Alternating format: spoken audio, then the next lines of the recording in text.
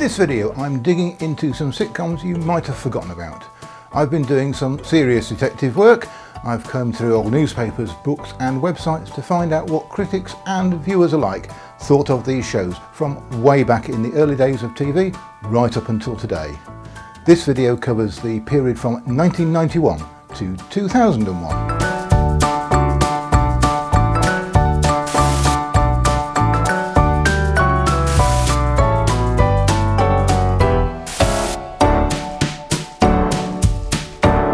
Plaza Patrol is effectively a lost show. Very little original information comes up in online searches. The only reason people might remember Plaza Patrol is because the two stars were among the most popular double acts of the 1980s. Just think of Little and Large, Hale and Pace and Cannon and Ball. Yes, Rock On Tommy, the two welders from Oldham, Lancashire that made their names touring clubs as singers and then as a comedy duo. From 1979 to 1988, they hosted their eponymous variety show on ITV. Then the bosses at Yorkshire Television decided to give them their own sitcom. In Plaza Patrol, Cannon and Ball play incompetent security guards. The location shots were filmed at the now demolished Seacroft Civic Centre in Leeds. In theory, their straight man and comic sidekick routine should have worked. However, Bobby didn't have his trademark braces to stretch and emphasise a comic interjection, then let go and snap them, resulting in a comedy moment while he quelled the pain. Plus, Bobby couldn't ad-lib, they had to stick to a pig-in script. As for the script, it was written by Richard L. Lewis and Lewis Robinson. Who, I hear you asking?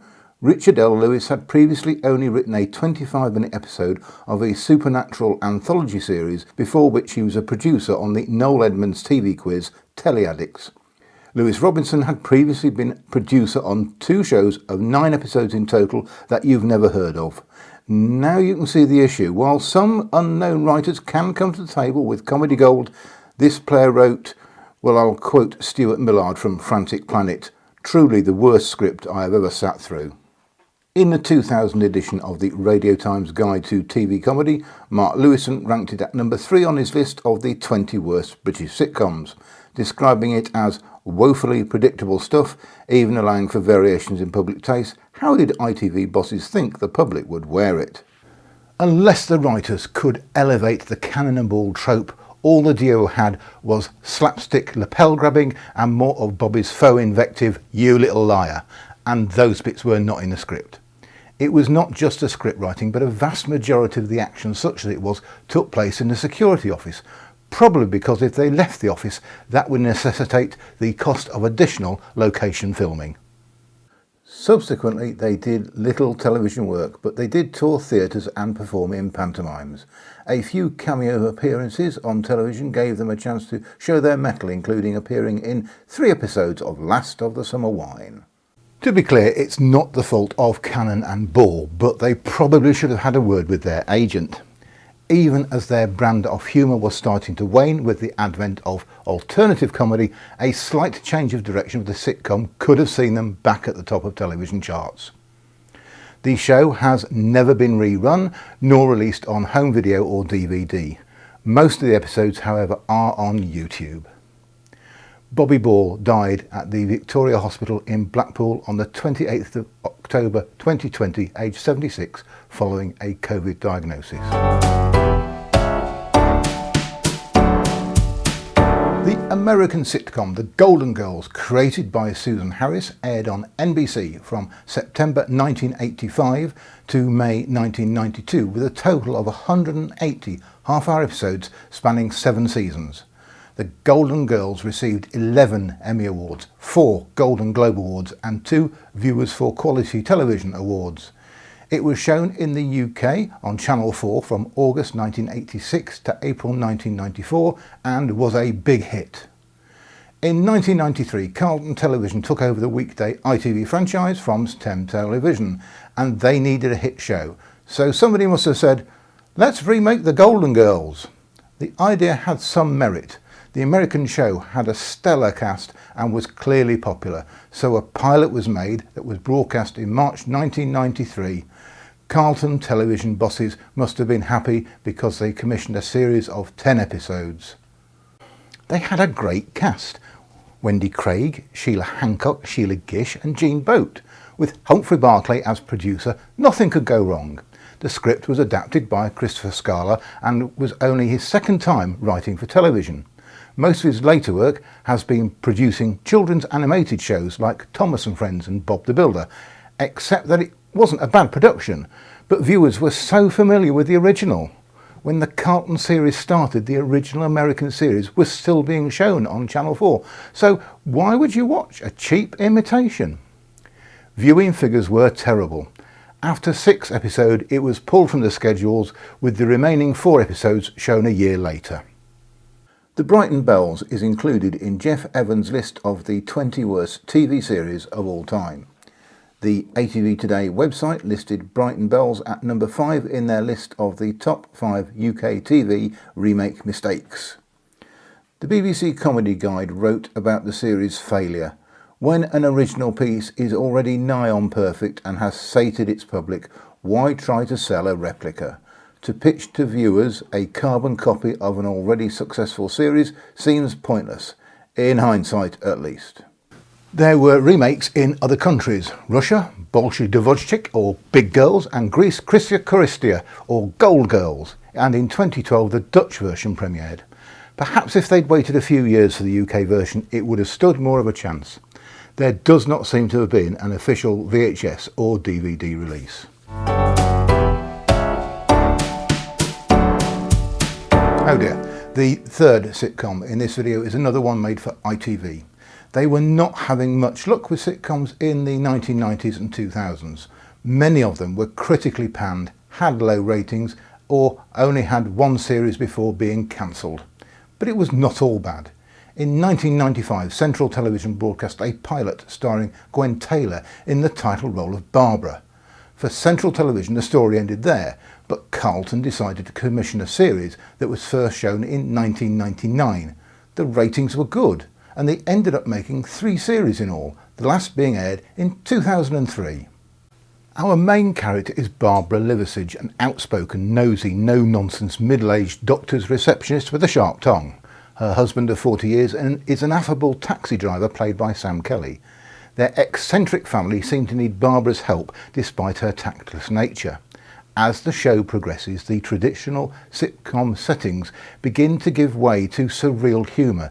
It starts to sound like the BBC sitcom One Foot in the Grave, with Barbara in the Victor Meldrew role getting involved in ever more strange scenarios.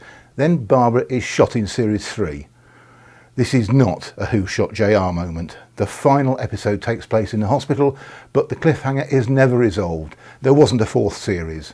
Every episode of the 1999 and 2002 series was in ITV's top 30 weekly ratings, and audience figures frequently averaged around 5 to 7 million viewers. The Guardian was lukewarm about the pilot. It felt there was too much focus on character at the expense of plot. When the second series started, The Guardian's Jonathan Wright felt the show had become an enjoyable slice of mainstream sitcom. Charlie Catchpole in The Mirror felt Taylor and Kelly were both sadly wasted. In 1999, Carlton Television boasted that Barbara was ITV's most popular comedy for 5 years, to which Charlie Catchpole commented, "I believe them, it's not exactly a crowded field, is it?" Mark Lewison, writing about it in his book The Radio Times Guide to TV Comedy, seems to be more interested in the pilot, with the only reference to the actual series being his conclusion that Barbara's character was too brusque for a full series. The show received praise from the Independent Television Commission in their 2001 annual report, who referred to it as a rare exception when it came to ITV's comedy output. When it was cancelled, it wasn't so much that it was not good or not successful, but that ITV had lost interest in the sitcom market and was planning to focus more on reality shows. Network released each series on DVD plus a 5 DVD set covering all 3 series.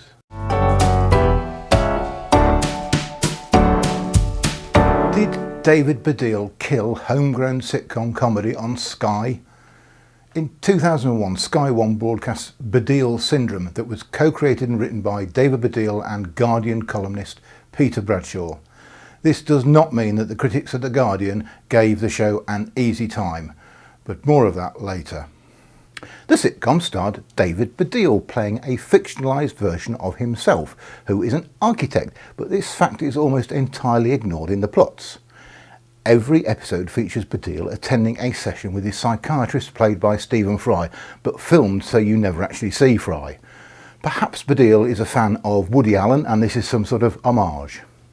These opening segments were pre-recorded. This does seem logical. Paying Fry to attend the studio for a few minutes screen time every week for 13 weeks would have been costly and inconvenient. Perhaps unsurprisingly, and playing to Fry's strengths, there were some gay jokes, one suggesting that the Fry character might be gay, to which he takes offence and offers to take Baddiel outside. So how did a respected journalist end up writing and appearing in a sitcom? Peter Bradshaw studied at Cambridge and acted in the Cambridge Footlights, which is where he met David Baddiel. Bradshaw's colleagues thought it was hilarious, not the show but the concept of him acting on television, and not just a cameo. Bradshaw says David himself modestly claims not to be an actor, but he is a natural and brilliant performer, eerily and utterly free from nerves, hiccups, fluffs and retakes. Baddiel's apparent modesty about his acting skills will be taken to task by reviewers. However, Bradshaw was not the only Guardian correspondent to appear in the show. One episode featured a character who was a broadsheet writer of soul-bearing narratives, and Catherine Flett was invited to audition. She got the part, but hadn't dared to ask why she was chosen to play the role. Perhaps it was because she might just have been responsible for that sort of column years ago, she admitted. Suffice to say, at one point, Baddiel's character calls the broadsheet hack a cow. It was widely panned in the press, with critics and viewers struggling to find anything funny about it.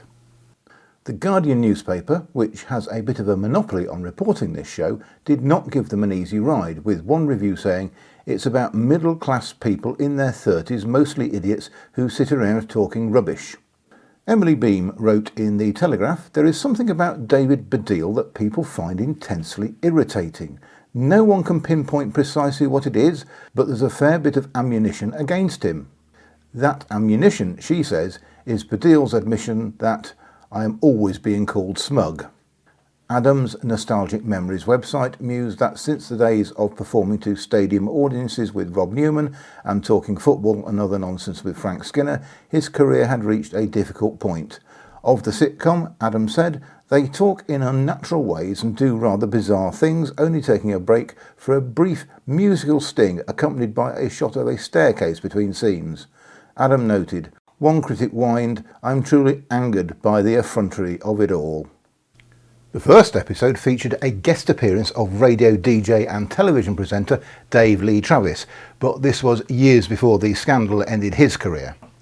The show ran for 13 episodes and was not renewed by Sky. After this effort, Sky One practically gave up on making comedy and went back to the tried and trusted strategy of showing imported comedy shows. Some of these shows are so forgotten that mentions of them only cropped up once or twice and had little or no other information online. So what did you think of these shows? Did you remember them? Let me know in the comments, and then join me in the next video when we look at 2003 to 2008.